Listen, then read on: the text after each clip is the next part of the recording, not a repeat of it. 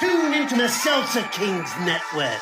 Crack one open if you dare, creeps.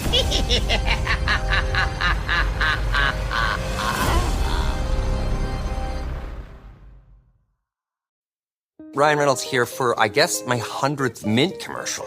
No, don't. I mean, honestly, when I started this, I thought I only have to do like 4 of these. I mean, it's unlimited premium wireless for $15 a month. How are there still people paying 2 or 3 times that much? I'm sorry, I shouldn't be victim blaming here. Give it a try at mintmobile.com/save. Whenever you're ready. $45 upfront payment equivalent to $15 per month. New customers on first 3-month plan only. Taxes and fees extra. Speed slower above 40 gigabytes. See details.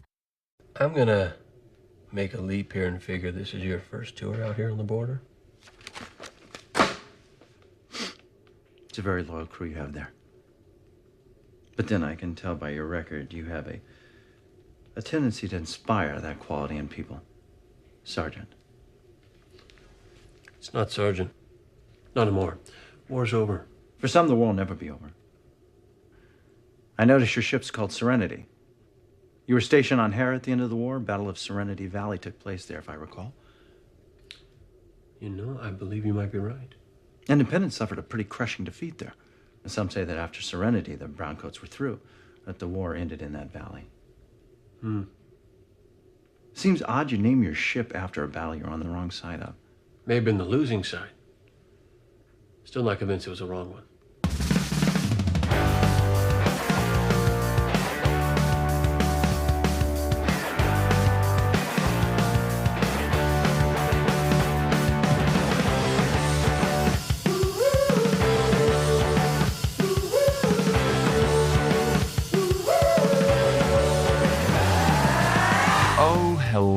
Hello, everyone out in podcast listening universe. Welcome to another episode of Boys Watching Firefly. We're just 2 boys watching every episode of Firefly for the first time, giving our review, our reactions. We're your hosts. I am Joe Welke. I am Vance. And today we're talking about Season 1, Episode 3, titled Bushwacked. Written and directed by Tim Minear. Original air date September 27th, 2002 to an audience of 5.47 million people. And before we get into the episode, everybody, we have a shout out. We got a shout out. We have a shout out for our dear friend and listener, Janet, aka Devil's Child, in our Discord. Gave us a 5-star Spotify rating. Thank you so much, Janet. We really appreciate it. If you want to get your very own shout out, Apple Podcast 5-star rating and review, Spotify 5-star rating, take a screenshot of it and send it into us. Or we got an Amazon wish list. You want to throw something in there? I added a bunch of other energy drinks to it. I've always wanted to try the Rocks Zoa energy drinks. I threw some of them on there. What is that? It is the Rocks energy drink brand. I don't think I had in my bingo card the sentence, I've always wanted to try the Rocks energy drink. What? He's got a lot of stuff, dude. He's got like hair care products at Target, which make no sense because he is a bald man. Yeah. It's like those celebrities that market booze and don't drink it, you know? Yeah. I think that Blake Lively has a line of wine or something, and she doesn't drink. Yeah, I know J-Lo has that too now, and she doesn't drink. Very interesting. Or she drinks very infrequently. But yeah, well, that's out there in the world, the Rocks energy drink. So that's on the Amazon wish list. Join our Discord. Let us know what you thought about these episodes and everything. Join our Patreon, patreon.com/boyswatchingbuffy. We're in the middle of the last season of Angel. And boy, is it interesting. Mm-hmm. It is an interesting show. Yeah. Just like this one. How are you doing, Vance? Yeah. I think we're still in pilot early phases territory. They had to reintroduce a thing again from the first episode. Yeah. Yeah. I don't know if I said this on the podcast or if I was talking to you about it afterwards. But one of my things about the show so far is I was like, it feels very Western, not a lot of spacey. This episode, I feel like, feels very spacey, not a lot of Western. Yes. Yeah. Yeah. They don't go to a planet. We can go to our predictions right now, actually. Yeah, what do we predict? I said they meet primitive people, park the ship so that Wash can be on the show a little bit more, and joke that Jane would be the king of the primitives. Oh, yeah, because I say that this one would be like a Jane-heavy episode or something? Yeah, he gets knocked out and taken hostage by a primitive. Well, struck out on those two. Yeah, yep. Struck out on those two, but whatever. I'm going to crack open one of the last few energy drinks I got left. I got a watermelon today. What are you drinking today, Vance? I am drinking some tea in my Buffy mug. Hell yeah, Buffy mug. And I can confirm to all the listeners, you think that we're just pulling the wool over your eyes. I see the Buffy mug. He's actually drinking from the Buffy mug. You can see the Buffy mug. It makes an appearance in our Adam Bush interview, which you can watch on YouTube. Absolutely does. Absolutely does. And follow us on TikTok. We just got a TikTok. If you got a TikTok. Boys Watching Buffy. And Instagram, Boys Watching Buffy. All right. Should we get into Bushwacked? Yes. So the episode opens up with the crew. Don't know why I did that. All right. Yeah. Episode opens up with the crew playing some form of like space basketball. Space Quidditch. Yeah, they're all having a good time playing. Except for, Simon and River, they're not a part of the crew, so they're just kind of looking on. And they're like, oh, these people, they're having fun. I don't remember what fun was. It's been so long since I've had fun. And River's just like, wow, wow, wow. Yeah. And then Inara shows up and she's talking with Simon and she asks him how River's doing. And River's doing better recently. And, but she does not want to talk to Simon about what the government did to her at the academy yet. And he can't help her if she doesn't tell him, and he can't help her if she's on the ship. Because I gotta get like better medical technology and all that stuff. And then Inara kind of, pats him on the head and she's like, oh, you're doing good. And you know what? You're a very selfless guy. And that's very nice. And I like that about you. And then an alarm sounds. There's a proximity alert. And Wash goes to check on it. Wash is like, oh, I got it. Time out, everybody. Time out. He goes and Kaylee then shouts up to Simon. She's like, hey, why don't you come down and play with us? Be one of the gang. And Simon's like, me? Yeah. So that's kind of where that scene ends. Next scene is Wash is in the pilot's cockpit. And he's checking to see what's going on. There's like a ship floating in the distance. And while he's looking at the ship floating in the distance, a dead body just slams against the window. And he's like, oh, shit, oh, God, oh, God. Then the whole crew shows up and they're like, oh, what's that? What's that ship about? What's going on in that ship? They're like, oh, I don't know. It's just like sitting there and it's just floating and spinning. And I don't know. It seems weird. And then it pans away and River is just cowering in a corner and she goes, it's a ghost. Yeah, she says ghost. Ghosts, plural. Yeah. Yeah. Inara hints that to Simon that she might be running from something herself, which would explain why she's on this journey with these guys. Yep. Jane makes a joke when they're playing the game that Kaylee's always been one man short. Yeah.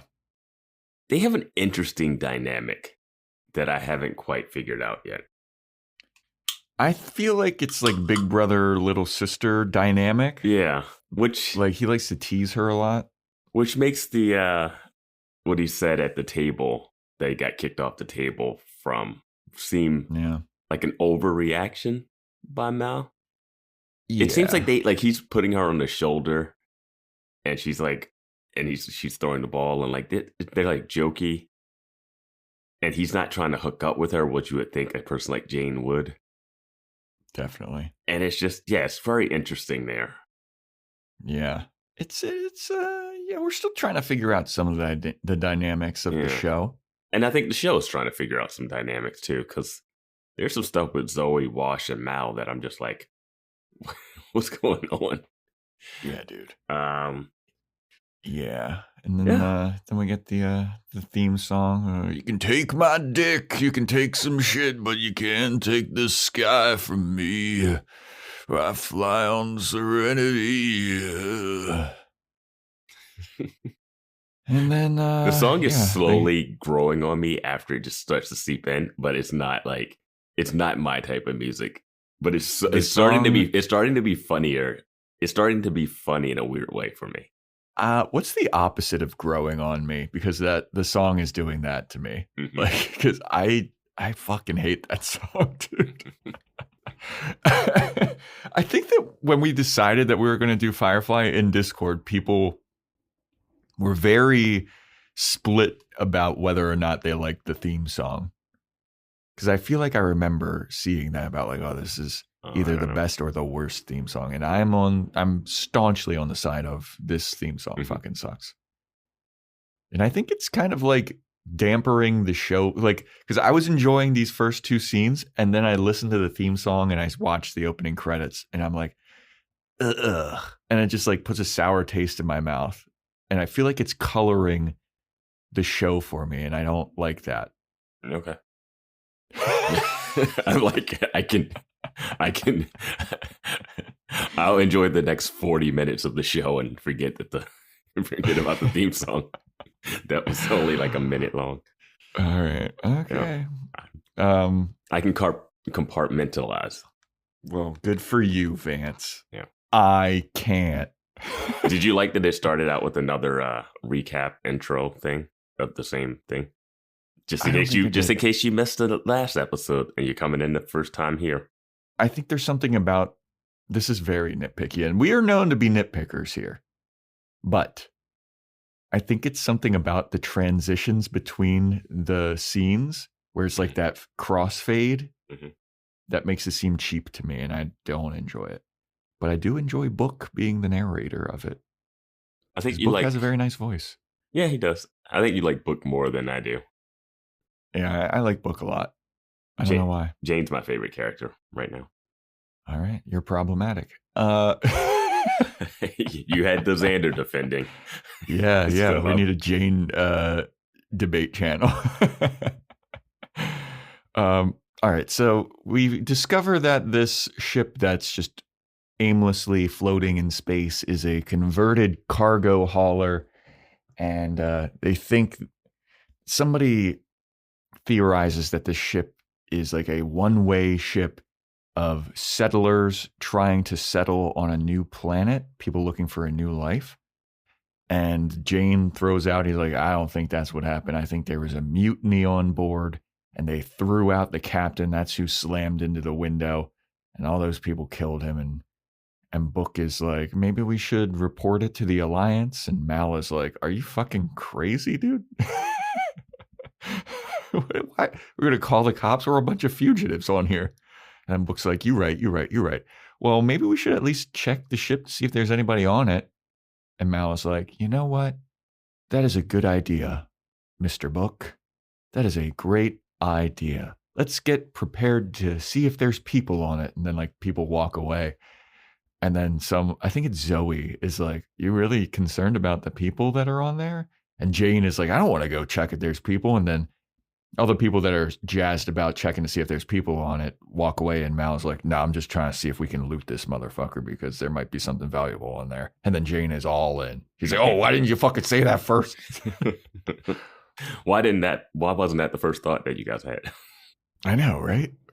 Since when does Mal, well, I guess Mal does kind of care about it. He's the weird thief with a heart of gold. He's a Robin Hood type. Mm-hmm.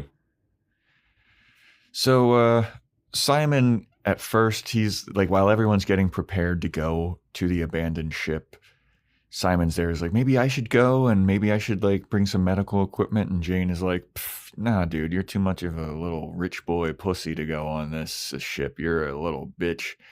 And Mal and Zoe are going to check the ship first. And we'll wait. And if we need you, we'll let you know. And then Simon's like, oh, okay. But Simon is concerned about Mal and Zoe going on the ship alone. Well, Simon talks about, he sees Mal and Zoe suiting up in their spacesuits, and he talks about how, oh my God, that's like just that simple protection, that simple yet protective suit is all that's between them and the vacuum of space. And he's like, oh my God, I can't even imagine being in that.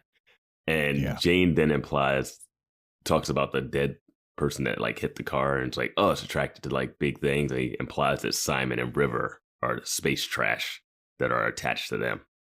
So he can do some metaphors too, you know. Jane's he's got layers. He's got layers. He can roast people. Mm-hmm. He's good with roasting people, but he's not the smartest guy, it seems. He's smart enough. Yeah. He can interrogate for his job people on the ship. Yeah, exactly. Definitely. Yeah. You don't have to be good at everything. You got to be good at the thing you do. Yep. So Mal and Zoe go on to the other ship, and there's a bunch of like kids' toys all over the place. There's like a tricycle, there's like a beach ball or something, balloons, just a creepy single balloon hanging on. It's like the It poster.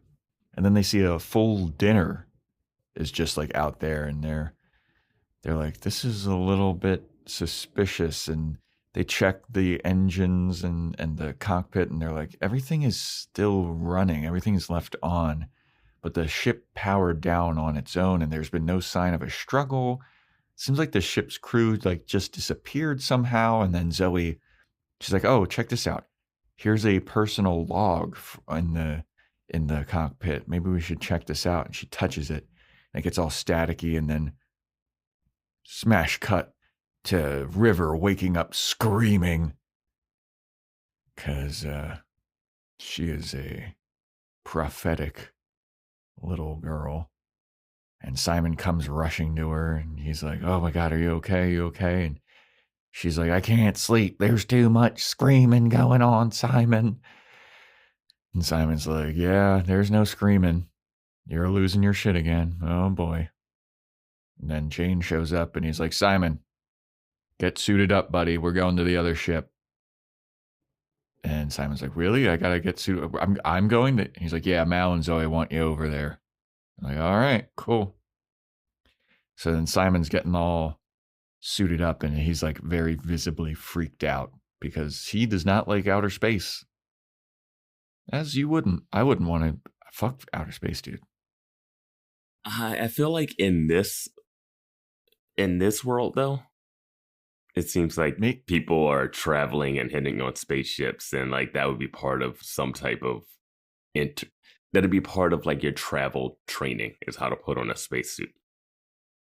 I don't know, man. There's people now that are afraid of planes, don't want to get on planes. True. But the whole planet or I guess if they've been on one place for so long. Yeah, fair enough. Yeah. Fair enough. But yeah, he's all freaked out to go out there into the new ship. I mean, he doesn't even really go into space. Like, I don't know. They have like a dock situation, I guess, between the two ships is where the outer space is. Yeah.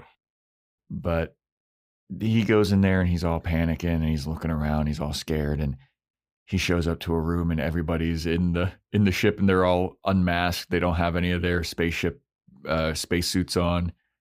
And then Mal just looks at him, and she's like, what are you doing here, Simon? And this all was a big prank on Simon that Jane pulled.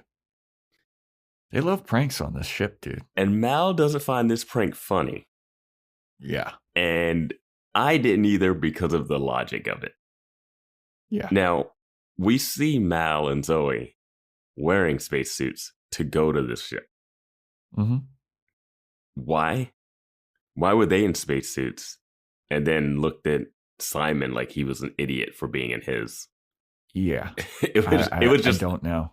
It just didn't add up. And I was like, wait, so when did they decide When did they figure out that they didn't need spacesuits? Because apparently That's Jane never put one on.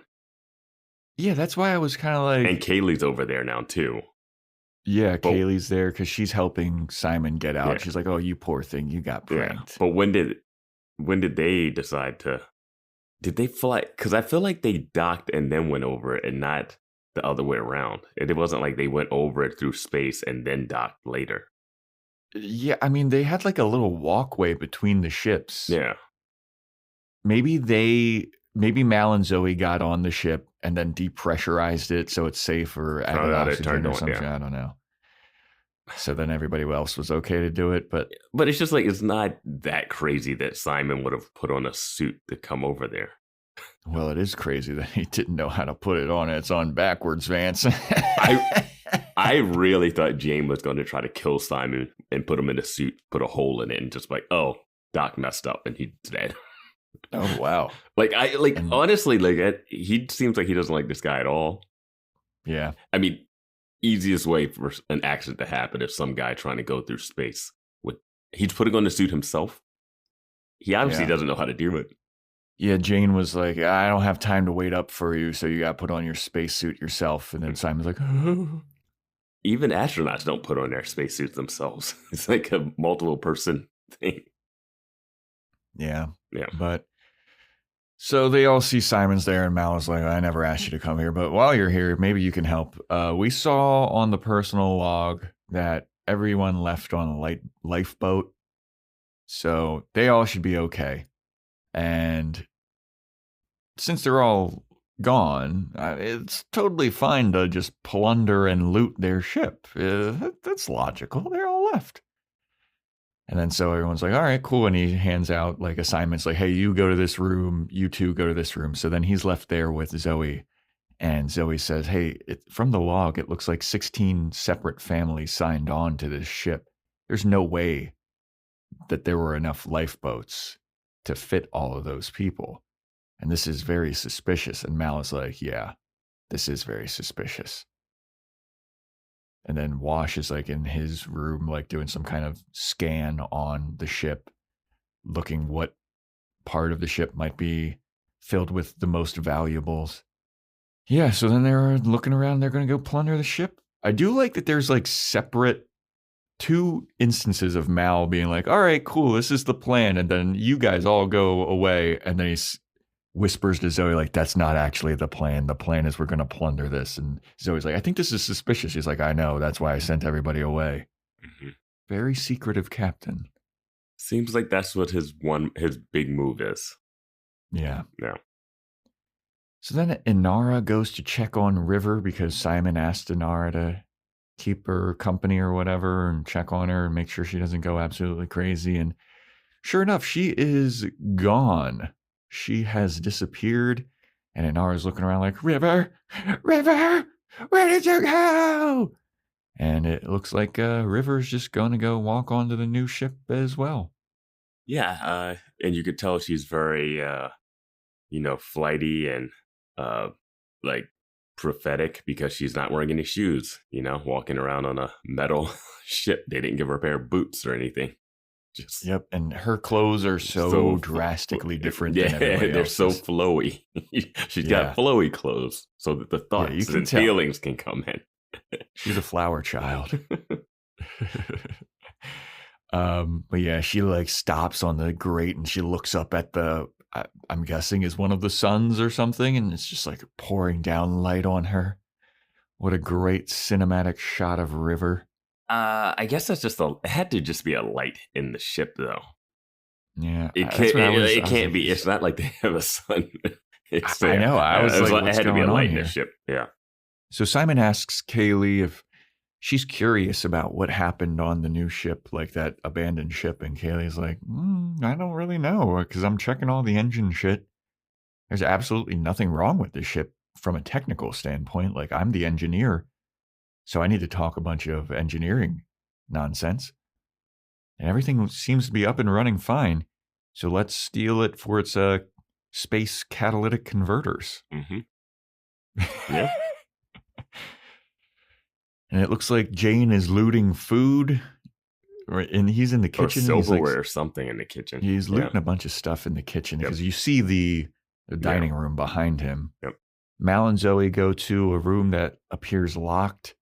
And Zoe's like, oh, that's kind of suspicious. And Mal's like, what do you mean suspicious? That's probably good. That means the most valuable stuff is going to be in there. And Zoe's like, oh, right. So then he starts to like do some kind of way to bust it open. Put some kind of, is this like, you got like a gel or something? It's the same thing they used in the first episode. Yeah, that's what I thought. Yeah. And then River's still walking around, and Mal eventually breaks into this locked room, and he and Zoe go in, and they're looking around, and they find a suitcase, and they open it, and there's like a creepy doll in there. Mal finds a bunch of food, and he's like, oh, this is going to be super fucking valuable. We should steal this food. And then Zoe goes, sir, isn't this a little suspicious that the escaped passengers on the lifeboats wouldn't want to take food with them? This is a lot of food. You'd think that they'd grab some of this. And then Mal is like, I don't give a fuck about these lifeboat people. I stopped caring about them 10 minutes ago. So why are you still talking about this? Yeah. And then he turns around, and River's there, and she's looking up at the sky, and Mal's like, River, what are you doing here? And she looks up, and Mal's like, oh shit, I'm gonna be honest with y'all, I don't think anybody escaped. And they're like, why? And then everybody looks up, and you see a bunch of bodies hanging from the ceiling. And I was like, okay, that's a creepy visual. Yeah, it's interesting. None of them looked up when they came in that room, but it's fine. I mean, it's, you gotta have the reveal. Hey, it is a pretty high ceiling, Vance. Pretty high ceiling. Could totally see how that would have gone unnoticed. But then they're like, oh my God, what could have done this? What could have done this? And Mal is like, I know what did this. And he gets his little walkie-talkie. He's like, Jane, get Kaylee and River and Simon back. Get them off the ship. We got to get out of here. And then Jane is like getting his radio, and he's still looting. He's like, what? Why do I got to get off the ship? And then something attacks him from behind. Dun, dun, dun. Very, very creepy. And Jane's dead. That was it. Yep. Good run. R.I.P. your favorite character. In memoriam. They got to loot the goatee off of his face now, and we got to save it for other people who need goatees. Remember you. So then Wash is trying to radio into Mal, but he can't reach them. And Wash is like freaking out because something else is happening. And he's like, guys, pick up. And well, in that scene, Wash is concerned, and then Zoe blows him off. She responds, and she's like, "Not now, guy." It felt very cold, like their relationship is not on a solid ground. Yeah, like she's sick of his like whiny, like, get back to the ship. Where's my wife? That's like his whole character. I know. I'm tired of that too. He's like, Mal, Zoe. But Mal and Zoe, they see Simon, and he's like, why the fuck is River here? And Simon's like, I don't know. Then Wash is still like, what's going on that ship? What's going on, Zoe? Not now, you little cuck bitch. Like, geez, Zoe. They don't give you a lot of character, but you're just like that. They don't give her a lot to do either, besides like question Mal, be in the dark. Yeah. So then Mal is like, all right, we got to get everybody back to the ship, but where's Jane? We got to look for Jane. What's going on here? And then they find Jane, and Jane's all freaked out. And because he was attacked from behind, he was attacked by some crazy, big, scary, monstrous thing.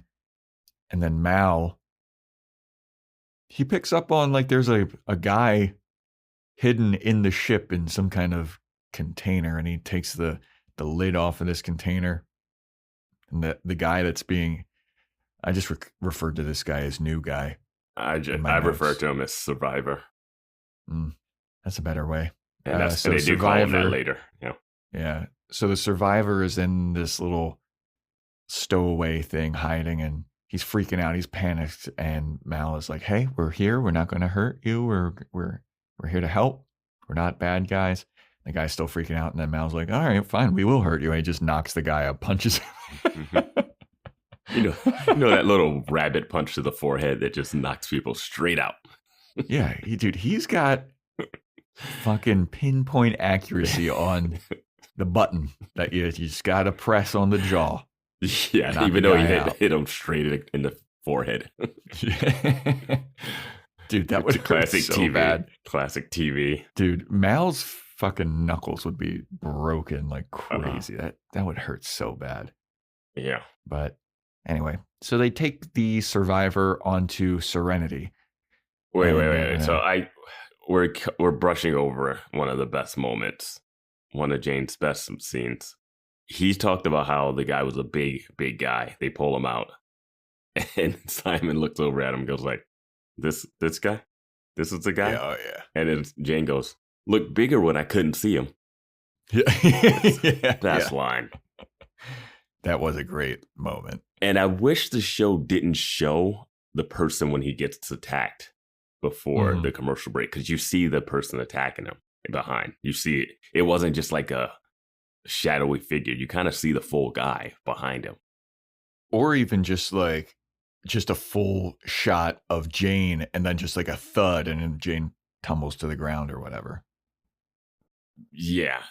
I mean, none of this actually tracks for what happens later too. You know, and talking about this now and what we know happens later, it doesn't make any sense why this guy did this. Mm-hmm. But yeah. So they take the survivor onto Serenity and they have him in the infirmary, and they're gonna heal him up. Hopefully, they're gonna try and give him some medical attention. And Jane is throwing out another theory. He's like, that's the guy. He killed everybody on the ship. He's the one who did all this. And everybody's like, what? Kaylee is the one that's like, what? We don't believe that. Right, everybody? And then everybody's like, I mean... And so the rest of the crew is a little suspicious of this survivor, it seems, except for Kaylee. I feel like Jane's more suspicious than the rest of the crew. The rest of the crew doesn't think this guy could kill 14 people. Yeah, but they're still like, something's up, something's going on with the guy. Yeah. Because they don't not believe Jane. Kaylee seems to not understand the danger of the world that she lives in. Right? For as much as we talk about like River being the flower child, like Kaylee is just like hopeful, optimistic, to a fault. This guy couldn't have killed anyone. Yeah. Yeah. Why would anybody do that? You guys are all thieves. Yeah. But yeah, back in the infirmary, this survivor, he starts talking a bunch of fucking mumbo jumbo nonsense, and he's like, cattle for the slaughter, oh, blah, blah. Then Mal looks at Simon and is like, fucking dope this guy up. I'm done with this. But they don't tie him down or restrain him in any way at all. Yeah. Yeah. Yeah, they dope him up. They pump him full of drugs. And my notes get a little confusing here. I forget what happens. Where are you at? The survivors talking about there's no mercy. There's cattle for the slaughter. Yeah, no assistance. Open up, see what's inside. Yeah. That's what I was. That's why it didn't make any sense to me. I was like, why did I type open up, see what's inside? And I was like, I don't remember that happening. But that's just some of the crazy talk that this survivor is saying. But Simon is like, hey Mal, like, there's really nothing technically wrong with this guy. Like, he's in good health. And Mal's like, fucking kill him. They're like, what? He's like, we need to kill this guy. And he closes the door and he goes and talks to the crew. And they're like, what's up with this guy? And Mal's like, I know exactly what happened. Their ship was hit by the Reavers. And everyone's like, the Reavers. The Reavers. Which is something that was introduced in episode 1. Yes, that people have not seen yet in the original airing. Mm-hmm. Which is interesting because I wish Zoe would have just said her same line again. Like they just would have did that whole scene just over with Simon. Like, what's a Reaver? It's like, because that it doesn't seem like that's what the Reavers are going to do to people. Tie them up, keep them fully. I mean, we don't get a good look at all the bodies, but they seem more intact than I thought they would be. Yeah, based on the first episode, which if you were watching this as it aired, you didn't know until December 20th, 2002.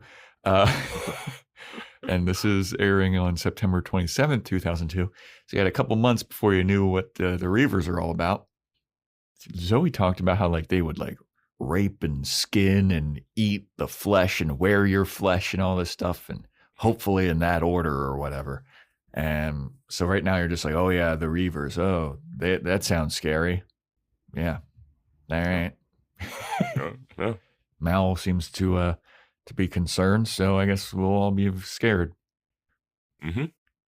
So the crew asks Mal how he knows it was the Reavers, and he's like, look around, dude. Like, they did a bunch of fucked up shit on that ship. Who else could do that? And Jane is very scared of Reavers. He's like, I didn't sign up for any of this shit. I'm not going back. I'm not doing anything. I am fucking out.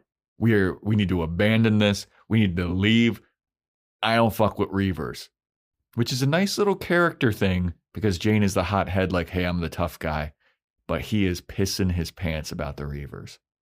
He's a survivor, and he does not like to be in a situation where he is threatened. Yeah. The same thing happened last episode where he's like, we got to give this thing back. I saw one guy, and he had one guy tied up. These people had multiple people tied up. I don't want to deal with that. Yeah. Like, he is all about just like saving his own hide. Yeah. Yeah. But Book, he's like, well, I mean, these Reavers, there's nothing that... They're just men, am I right? We could rehabilitate them. We could do something. And Mal's like, nah, dude, they are not men. Reavers are fucked up. And Jane is like, I agree. This is the first time in this entire series I'll agree with Mal. Like, the Reavers, they're fucked up. We gotta leave. Yeah. I was saying that the Reavers are probably just misunderstood. Yeah. But they're a little further beyond than that. Seems like it. But yeah, then Mal is like, why don't you... Book is like, I'm sure there's something we can do for the Reavers.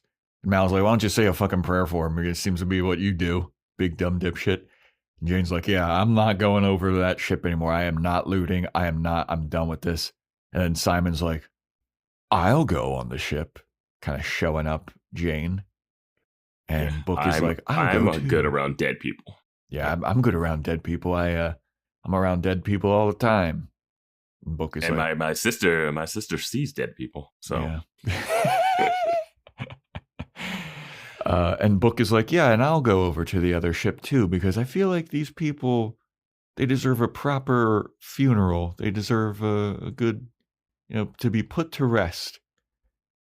And Mal is like, he says how we treat our dead is what separates us. Yeah. But I'm not sure what he's going to do besides cut them down and then shoot them out into space after saying a prayer? Like, well, you're going to bury him in the... He's going to say a prayer over them and then just give them the boot.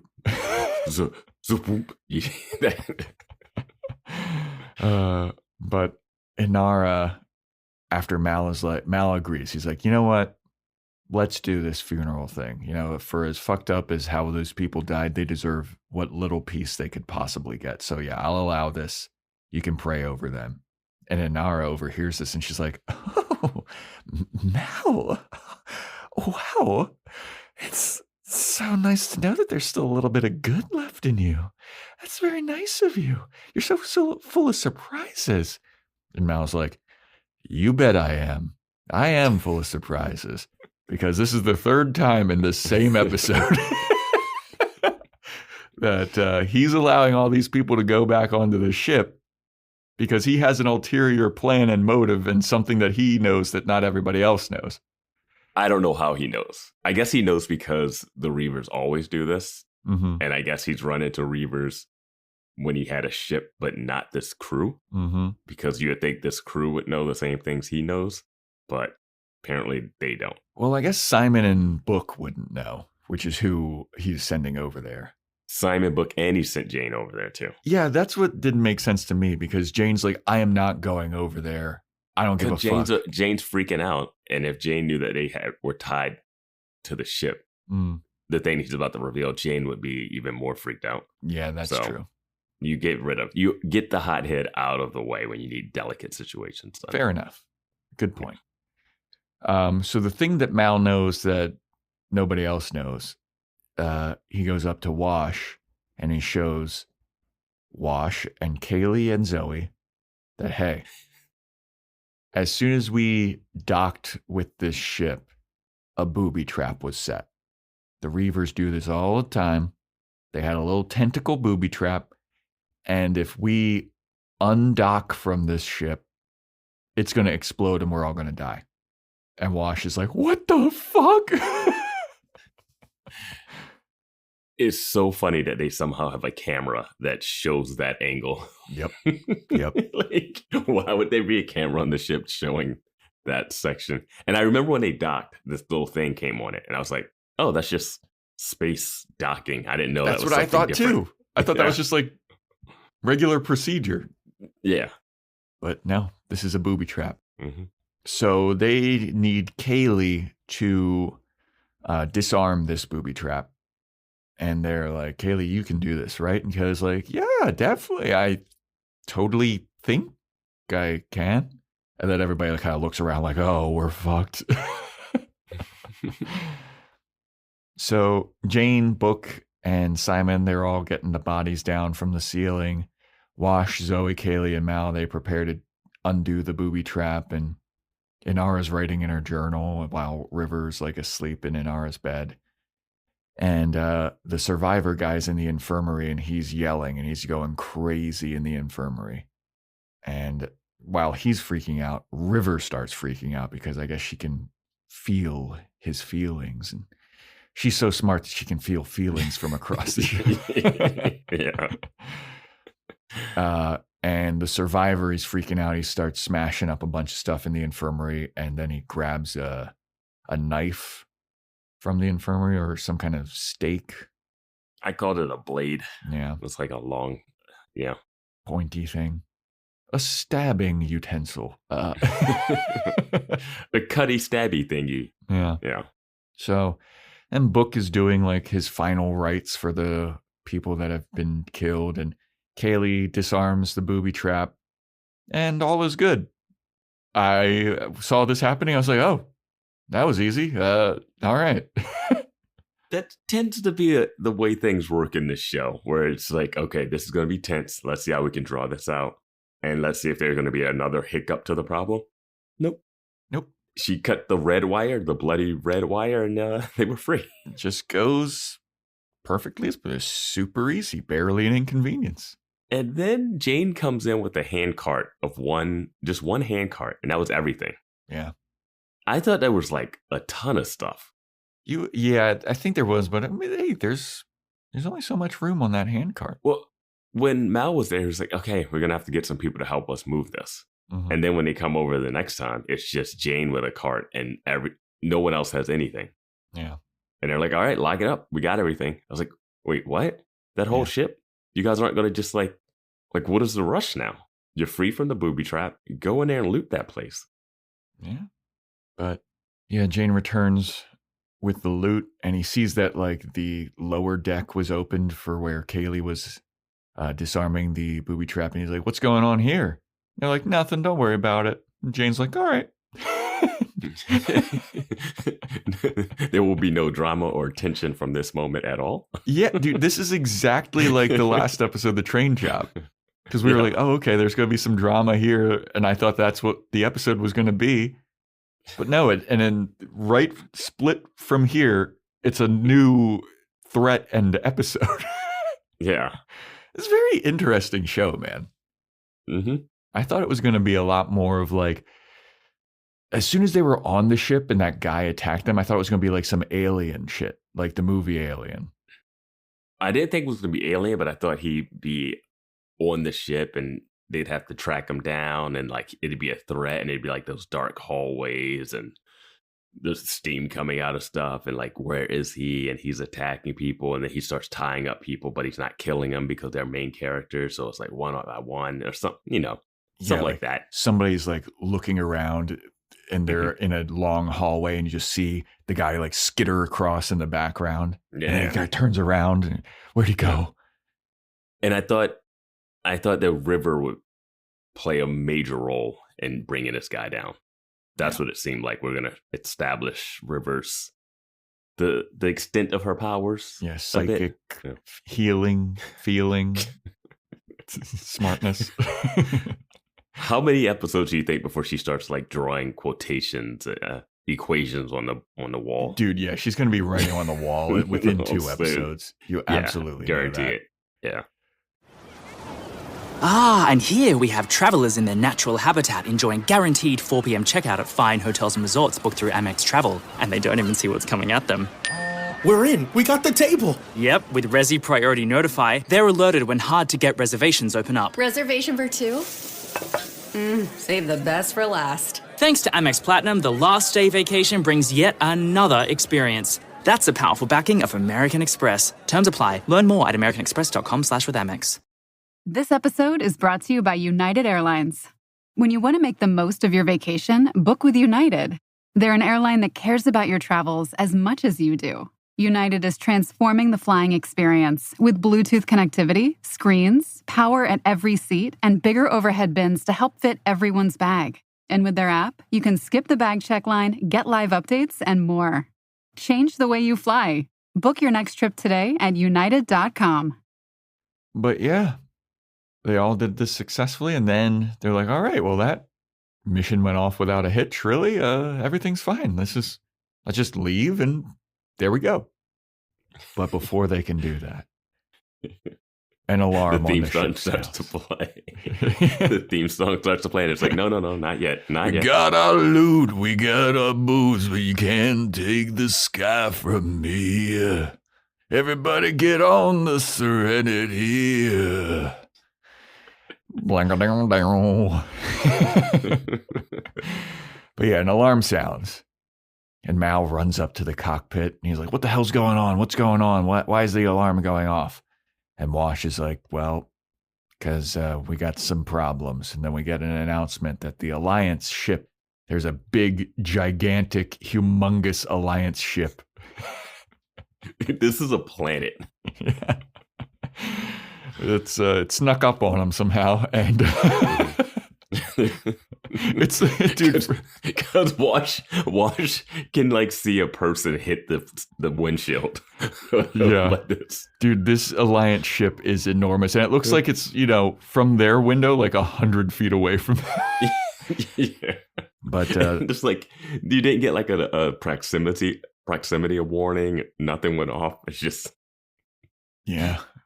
But the Alliance ship, they radio in, they're going to dock the Serenity because this is suspicious what's going on out here.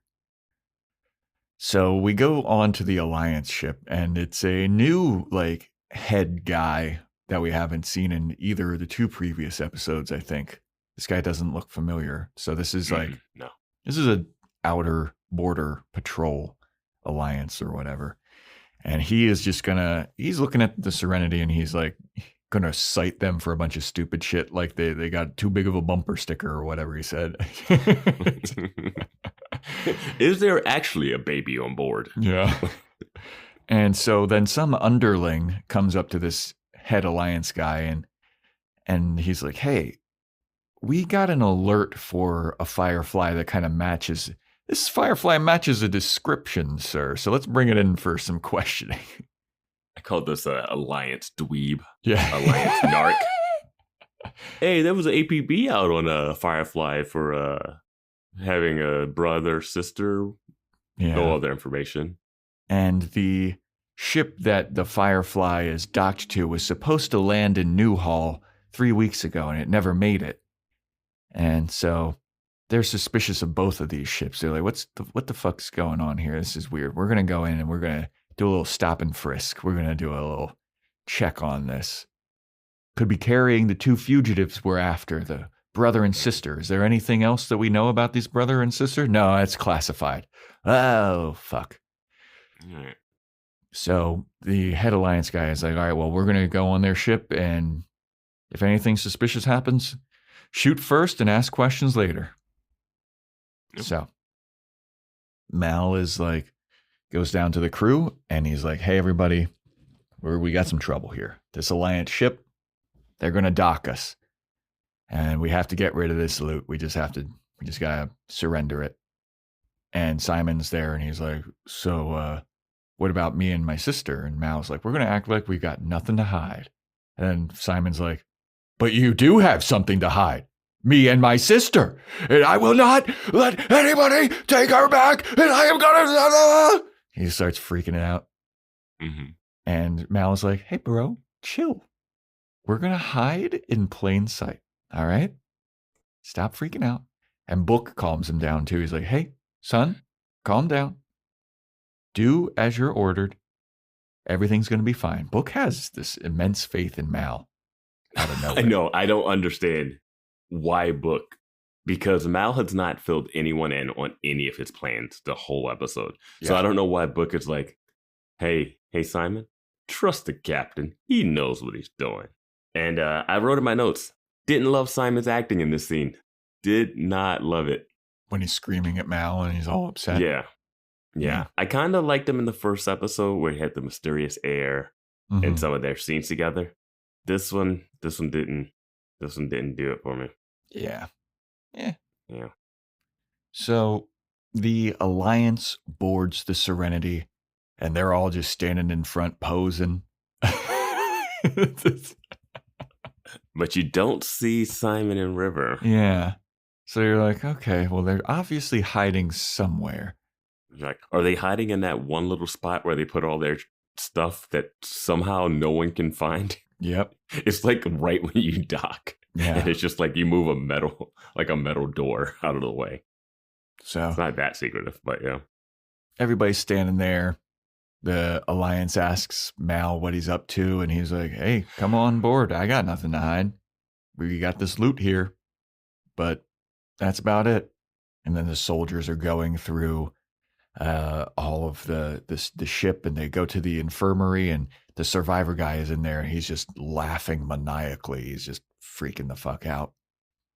And the Alliance head soldier, police officer guy, he's like, so Mal, what's up with all this loot that you've got here? I suspect that you were stealing goods from that ghost ship. And Mal's like, yeah, I mean, we were just checking to see what was going on there. We got nothing to hide. And the Alliance cop is like, and I think that you're harboring fugitives on here. I think that you might be harboring fugitives. A brother and a sister? And Mal's like, we don't have any kids on here. The guy's like, they're adults, you idiot. It's like, my mistake. Yeah. Like, it's just a straight up, yeah. I did like Mal's acting here. Mal is just like, there's no kids on board. They're adults. Oh, shit. Oh, sorry. Is anybody here, brother and sister? No. Oh, see, I guess not. I have a sister. Killed her. Yeah. So the soldiers return to the head cop guy, and the head cop guy is like, we're gonna search through this ship even more. We're gonna go through every square inch, and we're gonna make sure that you're not hiding anything. And in the meantime, we're bringing you all in for questioning. You fit descriptions. And then Mal is like, oh, come on, dude. I told you we got nothing to hide. There's no need for all this roughhousing. And the soldiers, they take the survivor as well. They bring him onto the Alliance ship. And then they go to Inara's room, and they're looking around Inara's room too. And then so the head cop inquisitor guy, he's interviewing Inara, and he's asking her a bunch of questions like, hey, how long have you been on Serenity? And she's like, in a couple weeks, it'll be a year. He asks what she's doing with them, and she says, I mean, this is the question that we had. And she's like, well, I get to travel with them for free. It's good for my business. It's good for his business because I have access to places that he might not be able to access. And it's nice to have a companion on board for, maybe some of the travelers or something. No, she doesn't like hook up. It's for her to like expand her customer roster, base, clientele, or something. I don't know. Yeah. And so Inquisitor guy is like, all right, that checks out. And then he's interviewing Zoe and he's like, but in our scene, they do this thing that they did last episode 2, where he goes, and you love him, and it's a pre-lap that goes to Zoe, but it seems like he's asking this to Inara about Mal. Yeah. And they had that weird thing where they did last episode where Mal tells Zoe, just remember, I love you. And she's like, what? Because we're pretending to be married. Yeah. It's like they keep doing this like I love you fake out thing. So, yeah. Yeah, I guess they're leaving it up for the old they're like, and online. you love him, Inara? and it's cut to Zoe. It's like, oh, okay. Yeah. Wow. Real subtle. Yeah, and then Zoe is given all sass. She's like, I don't know how that's relevant to what's going on at hand. And he's like, well, why don't you want to discuss your marriage with me? That's a little suspicious. And she's like, it's a little suspicious that you keep asking me about my marriage. This is none of your fucking business. And then it cuts to Wash. It is a weird line of questioning it's just so you can have that pre-lap of that line. Otherwise, it doesn't make any sense. Yeah. Except for the fact that we saw last episode that they faked being in love and being married at the sheriff's office. No, but he's asking her about Wash. Oh, yeah. So why would he ask about her marriage to Wash? Well, maybe he thinks that it's a fake marriage. Why would that matter? Because they're all being suspicious. He's suspicious of everybody. Except for a companion who's like, yeah, I'm just on the edge of the galaxy to expand my base. Yeah. And she's like, yeah, that's fine. That checks out. Well, I mean, have you seen Inara? I would take anything she says as fact. Oh, pretty lady.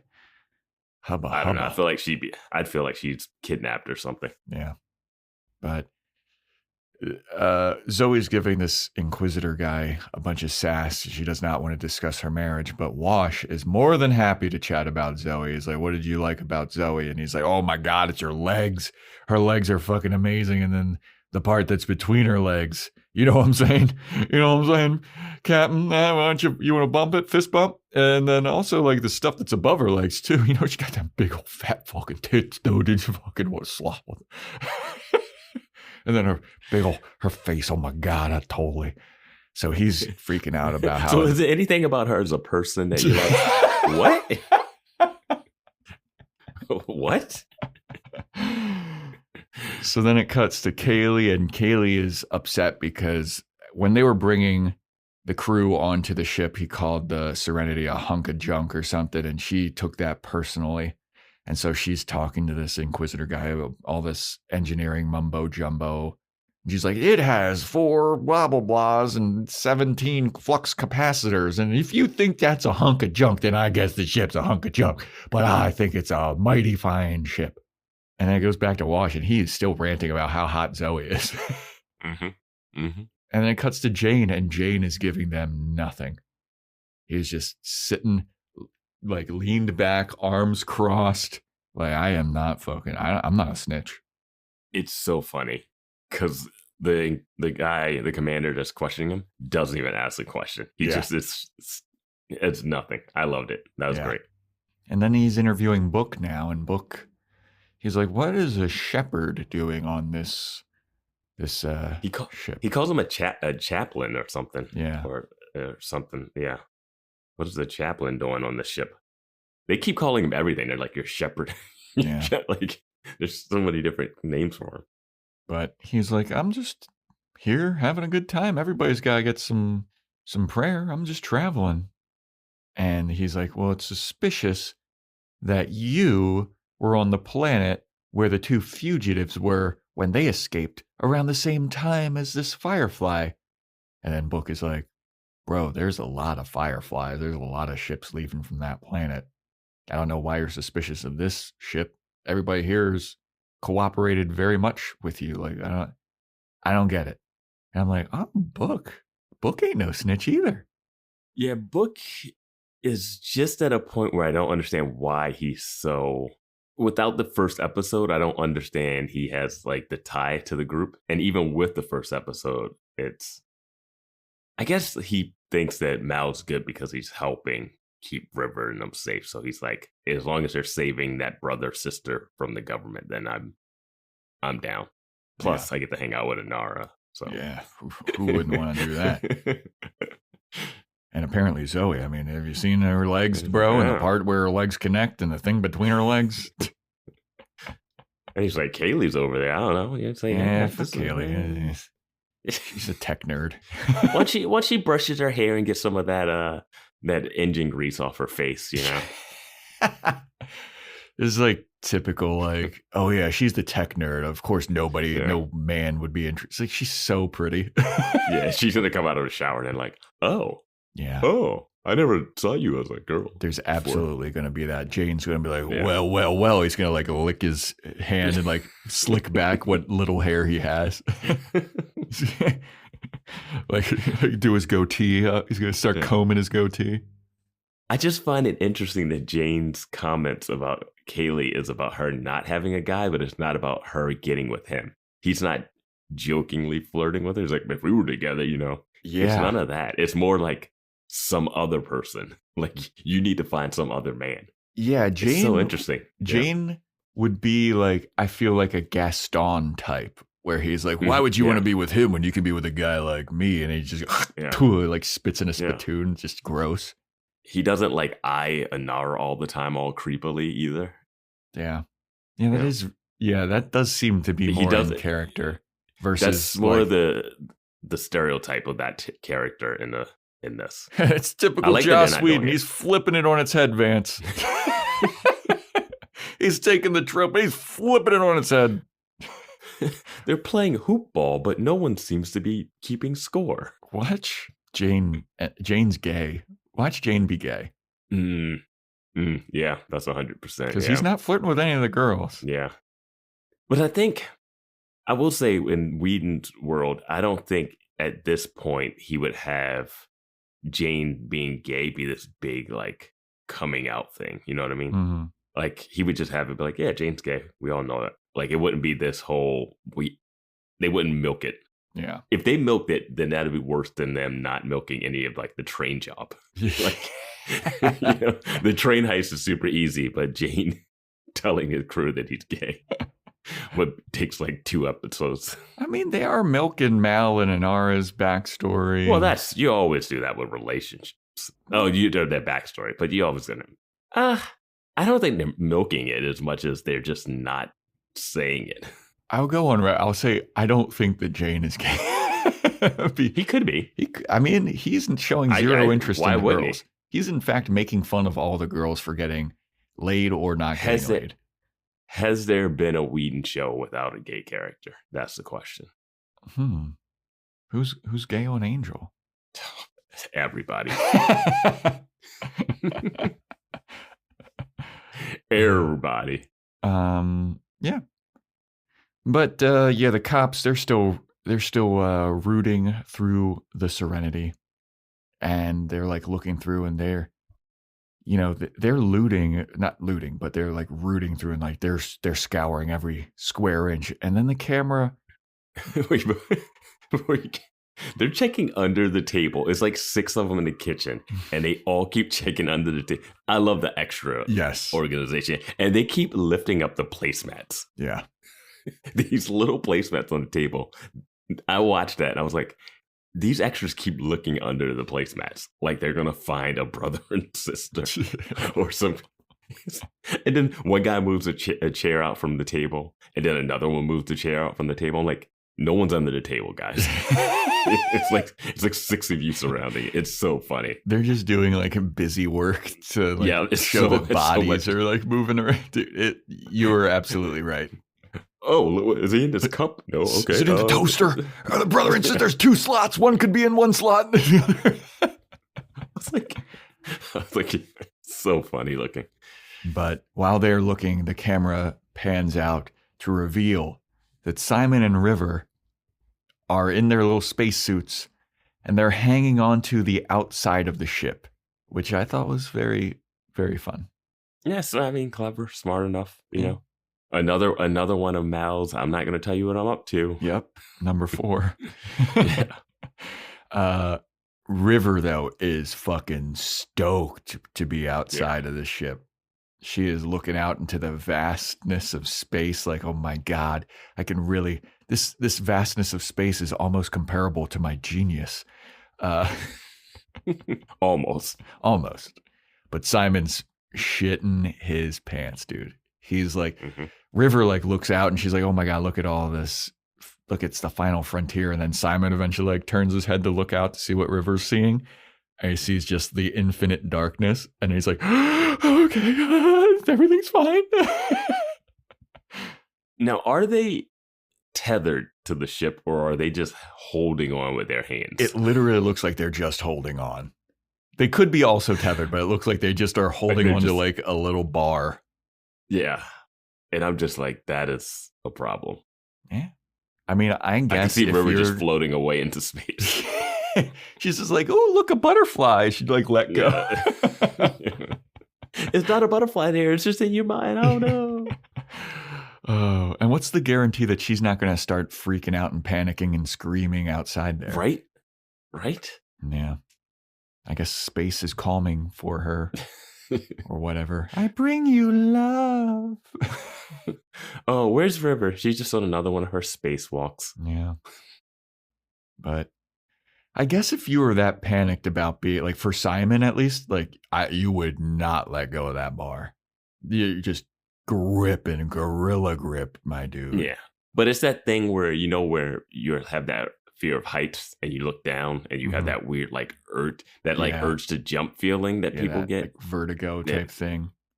Yeah. It's just like one of those like, it would just, yeah. It's a lot. But it's a good, I mean, they said they're going to search the ship, but not the outside of the ship. Yeah. Very smart. You did keep mentioning like, we're going to look inside inside the ship, the ship. If they're hiding inside the ship, we will find them. Yeah. But yeah, I think I watched a TikTok about that phenomenon that you're talking about how like if you're standing on a balcony, like your mind will race to seeing a vision of you falling off of the building or whatever. And it's like a survival tactic to make sure that you don't do that. It's one of those things where you're like, and I'm just going to back up. Yeah. Just going to back up. So then we go back to the Alliance ship and the head Inquisitor guy is interviewing Mal.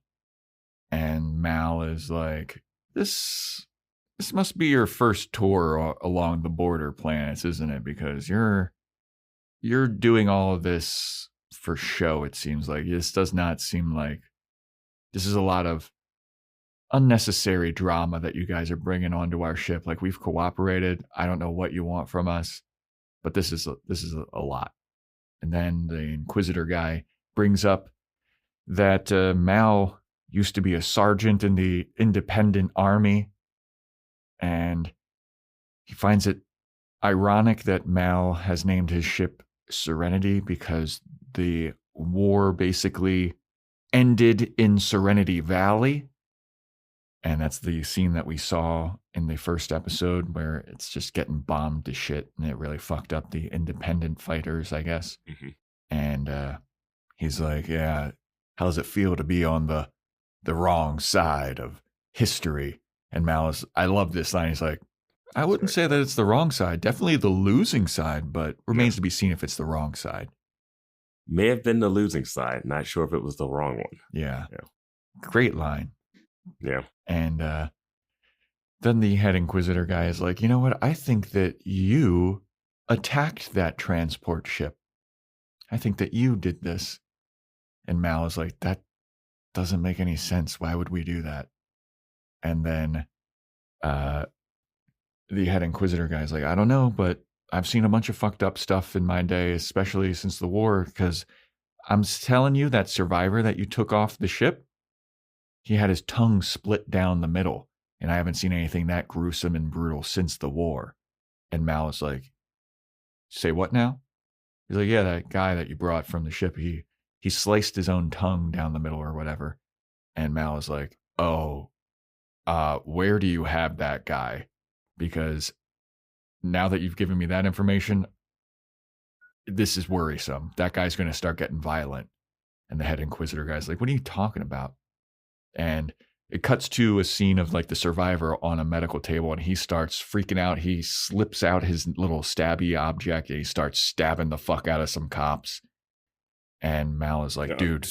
Doctors are working on him, and he slashes one, and we get a blood splatter. Yeah. And the guy the commander said the tongue was slit, so he thinks they did it, not that he did it himself. But Mal knows that guy's tongue wasn't slit when they brought him to the medical bay. So yeah.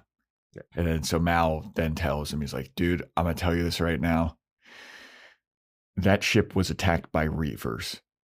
And the head Inquisitor guy is like, what? Reavers? Oh, yeah. I've heard that excuse a bajillion times. Anytime something is unexplained or a bunch of bullshit. That old Zoe tale. Yeah. Oh, yeah, it's the Reavers. And Mal's like, no, that dude. Old wives' tale. Yeah. You really have no idea. The Reavers are real. I've seen the Reavers. I've been in contact with the Reavers and stuff. Like, you do not. Right? I would like to see that. He's like, you know these Reavers? He's like, if I met these Reavers, I wouldn't be here myself. But it's like, how do you have all this information about Reavers? Yeah. Yeah, I don't know. No, yeah.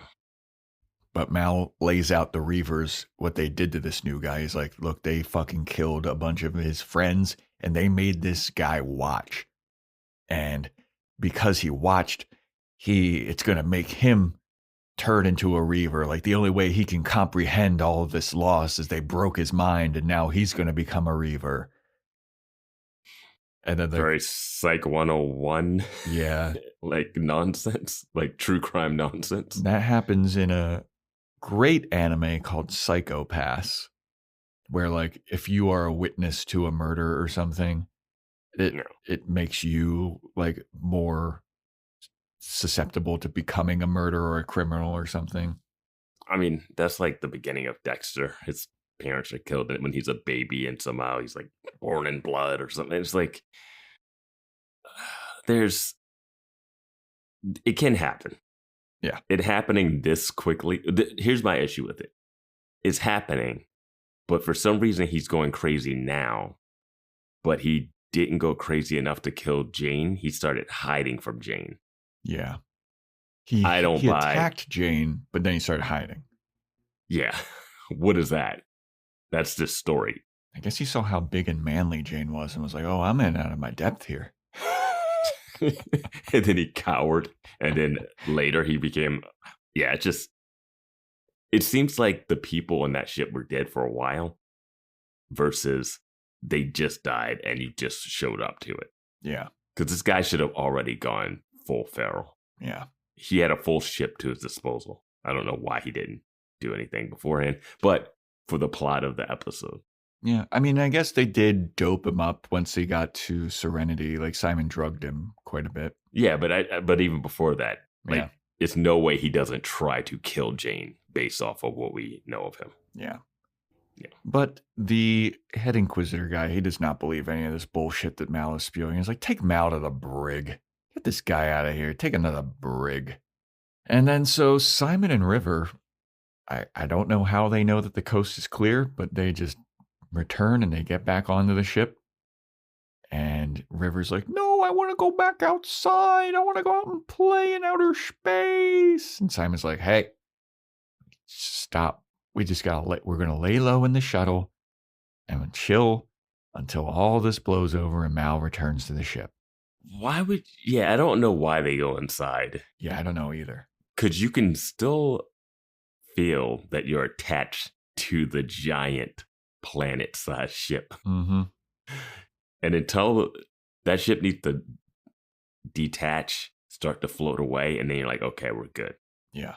Or you wait for Mal to come out there in another suit and say, you're good to go. Because they have more than 2 suits. Yeah. Just have Mal knock on the window even. Like knock a little code or something. Yeah. And how do you even get back in by yourself? No idea. It's just... I was looking around for like a door that might be around them. Well, you have to have like a hatch that's like pressurized between that. Yeah. And this show tries to go more like realistic with the sci-fi science. So yeah, respect. But so as they're escorting Mal to the brig, a soldier comes into the, he walks over to the head inquisitor and he starts whispering into his ear.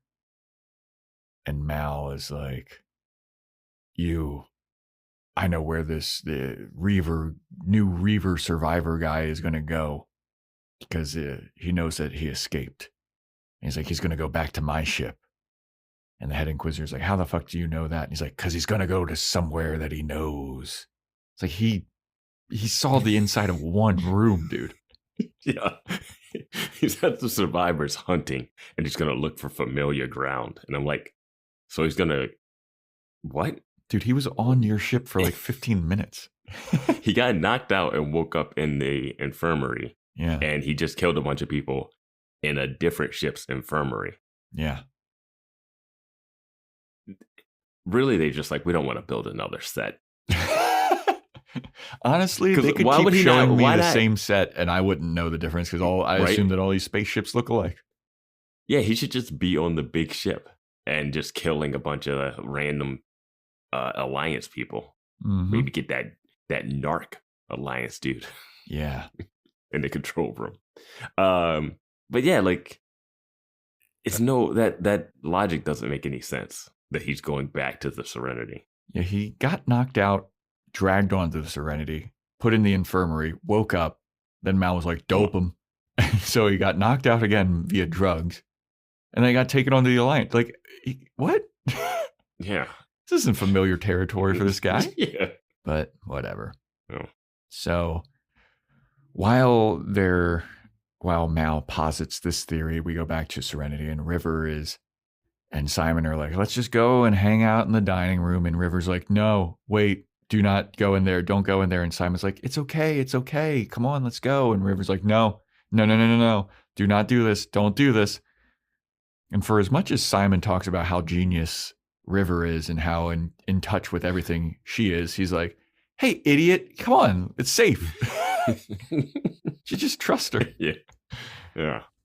But Mal tells the Alliance guys, he's like, you're going to want me to take you onto my ship because nobody knows my ship better than me. And he's all in handcuffs behind his back. He's like, you mind taking these handcuffs off me? And they're like, okay. And they just like take him off only to handcuff him in the front, which I thought was pretty funny. And he's like, oh yeah, this really gives me an advantage. I mean, would have helped if they would have handcuffed this survivor. Oh yeah. That would have solved a lot of problems. But he's like, I'll help you guys find this guy because this is going to get fucked up. And so he and the Alliance soldiers, they start going onto his ship. And this is where Simon starts to hear them coming. And he's like, oh, River, we got to hide. And so they just like hide barely behind like a door. And Mal and the soldiers are like walking around the ship. And Mal sees a helmet. And he tells the soldiers to wait because he sees the helmet that's been taken off and he knows that that's River and Simon's helmet. So he's like, oh shit, they're back on the ship. These fucking two dummies didn't wait until I came and got on, these fucking idiots. So he goes and he like looks and he sees River and Simon just standing like right next to where he is. And he's like, God damn it. Okay. I mean, how small is this ship? Right? But he turns around and he's like, there's nothing up here. And before he can even really say that, the Reaver guy starts attacking the soldiers. And he kills one of them. And then the Reaver gets on top of the head Inquisitor guy and he's about to kill him. And you can kind of blurrily see what this Reaver guy looks like. He's got a bunch of like metal attachments to his face now. And he looks all steampunk and fucking weird. No, his face is just all mutilated. It's like he's got like a hole and like spread up and just, yeah, like where his eye used to be and just creepy. Yeah. But then Mal sees this and he gets behind him and he starts to choke the Reaver out with his handcuffs and then he does a little neck snap. Joss loves his neck snaps. Yeah. Kills this Reaver guy.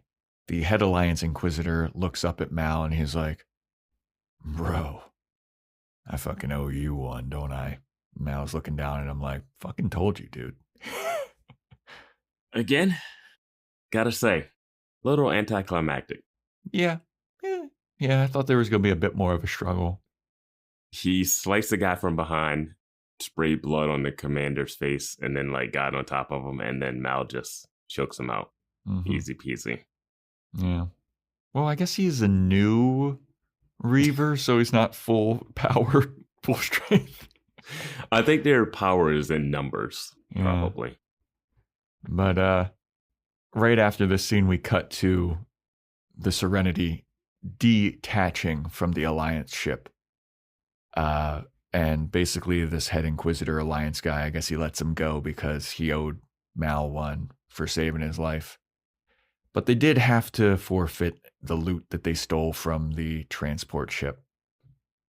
They are the worst scavengers. They keep giving away the stuff they steal in every single episode. They have not gained anything. Small price to pay for the gift of freedom, Vance. But yeah, dude, like I said, I feel like this shit happens. It happens in Cowboy Bebop. It happens in Trigun, which is another space western anime. Like this shit always happens. They get the loot and then they end up somehow giving it away. But that's the episode, and as long as they can fly, they're doing good, Vance. Well, there's a little more because earlier Mal said they should just blow up that ship and be done with it, and the commander was like, we don't do that. And now it ends with them blowing up the ship. Yep. The ship that was wreckage. They just blow it all up. Mm-hmm. Hopefully Book gave them their last rites, because that's all blown to pieces. And there's I wrote in my note, that's it. Yep. I forget the line that Mal says as he walks away. It's like something. I forget exactly what it is, but I think it was something. But there's you fucking nailed it. But there's no wrap up of River. Yeah. There's no like follow up for Inara. There's no like, we don't get like Book's feeling about any of this. It just ends there. Yep. And I was like, this feels like it's missing another piece. These episodes feel like they're 2 episodes in 1 episode. Well, I mean, it just hit the midpoint, but it's like it doesn't build to the climax. It's like the midpoint turning point is where, okay, now the Alliance showed up. That's a bigger problem. But the thing is, they completely solved the first problem. It's not like that first problem compiled itself more. Yeah. I guess the Reavers that through both that guy turning into a Reaver, but yeah, I don't know. I don't really love. We talked about this before we got on air. I don't love the Chinese cursing. Yeah, feels like a half idea to me. Feels yeah, like it's like a good thought, but not. It's not fully baked. I don't like the Ga Ram that Jane keeps saying. Oh, they're on the Ga Ram ship. I was saying to Vance before we started recording. It seems like they wanted to have their own language, but nobody was like smart enough or creative enough to figure out their own language. Like they saw Star Trek and they were like, we should have our own Klingon. They were like, we'll say Ga Ram and have them randomly curse in Chinese, I guess. Is that like goddamn, but like a different god? Yeah, maybe that's because that's definitely not Chinese, right? No, I don't think so. Yeah, so that's like his own thing. But then they always do but they always say like a Chinese thing when they're like shocked. Yeah, like when they're surprised by something, they have like a Chinese saying. I don't know. We'll have to ask Book. Does he worship Gar? Well, and Jane has on the Rising Sun shirt too. So that's that's Chinese or Japanese? I thought that's the Japanese. The Japanese, flag. yeah. Jane's probably my favorite character. And I'm not quite sold on this series, right? But I'm thinking about it. Late last night, I thought, this reminds me a little bit of a show that I really enjoyed the end of. It only had a season, and it was called Terriers. And it was one of the worst marketed shows ever because it was just like an FX show, and it had a dog, and it was like called Terriers, and no one knew what it was, but it was from the people that made The Shield, and it had like Donald Logue in it, and they were like private detectives, basically. And the first couple episodes, they were doing case by case, but then towards the end of the season, the main case tied into it had like a full story arc with this main case thing that got real interesting. And I was like, oh, this is good now. And I feel like that's where I'm hoping this ends up going. Not necessarily like a huge tie-in or something like, but just I feel like it's going to hit its groove at a point. Yeah, I mean, I feel like we're still in pilot land. I feel like we're still in like explaining the world stuff. Well, I feel like, Buffy did this as well, where like the first couple episodes of seasons were kind of one-offs, but setting up the larger big bad. Yeah, I'm fine with it. I don't even need this to set up a big bad. I just needed to get to like something that's like more compelling. Yeah. In general, like, because like with Buffy, I like some of the one-off stuff. I'm okay with like, I'm down for a one-off episode. Like, I don't need any of this stuff to like tie together. They did hint at the guy, the 2x2 Hands of Blue. They did show the Hands of Blue guy, I think. Yeah. I mean, we got a lot to deal with River because now she's just this thing. So far, least favorite character. Yeah, I mean, it's such a hard role. It's just never been my favorite role of people to have.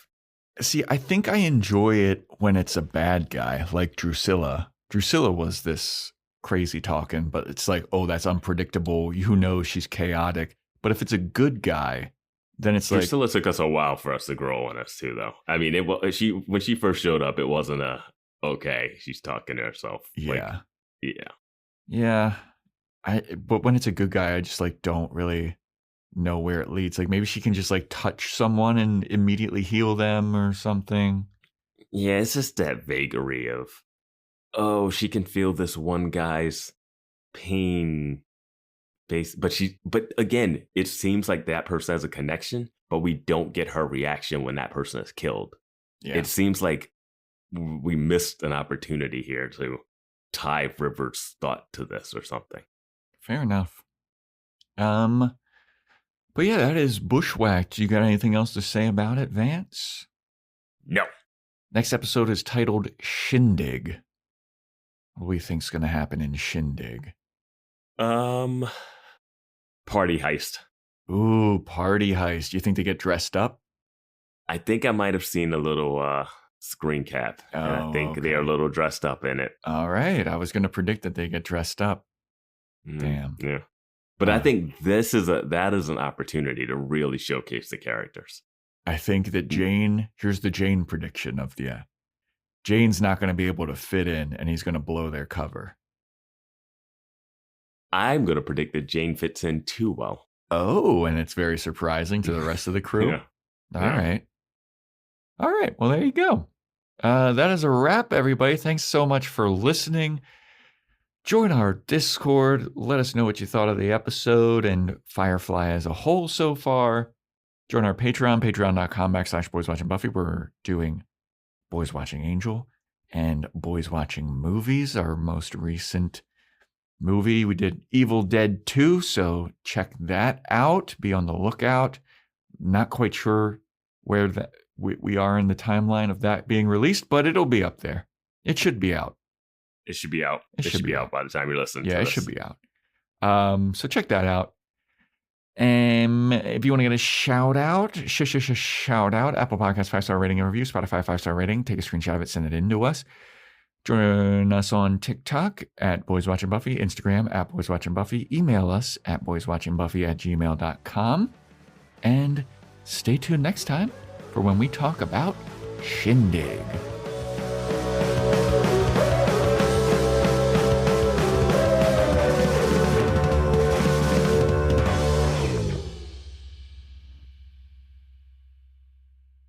Oh, yes.